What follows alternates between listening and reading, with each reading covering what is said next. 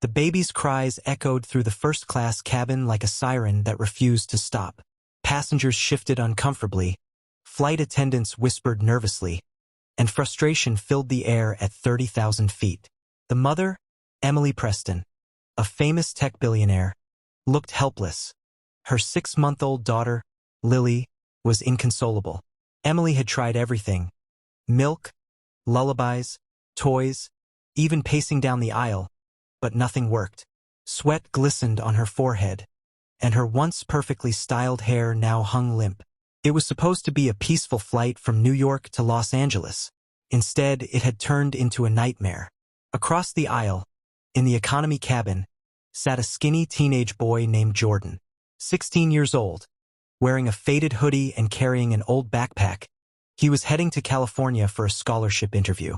He'd saved every dollar from working at a grocery store just to afford this trip. Jordan watched quietly as the exhausted mother tried to soothe her baby. Other passengers rolled their eyes, muttered under their breath, and one even yelled, "Can you just make her stop?" Emily turned away, humiliated. Her wealth, her influence, none of it mattered right now. She was just a mother on the verge of breaking down. After nearly 3 hours of crying, the baby's wails grew hoarse. Emily pressed her hands to her face, whispering, "Please, please stop." That's when Jordan stood up. Hesitant at first, he walked toward the curtain dividing first class and economy.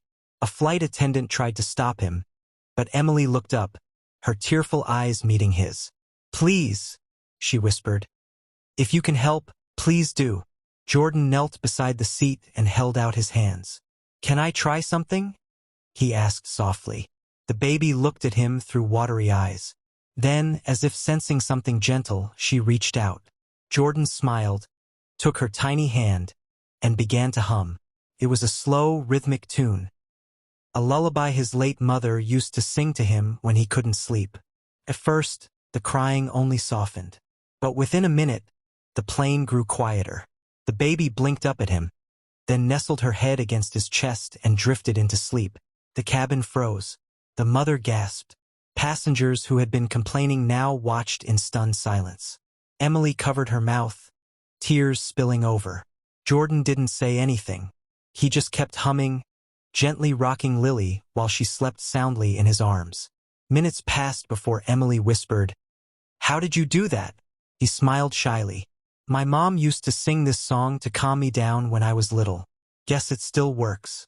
Emily stared at him, speechless.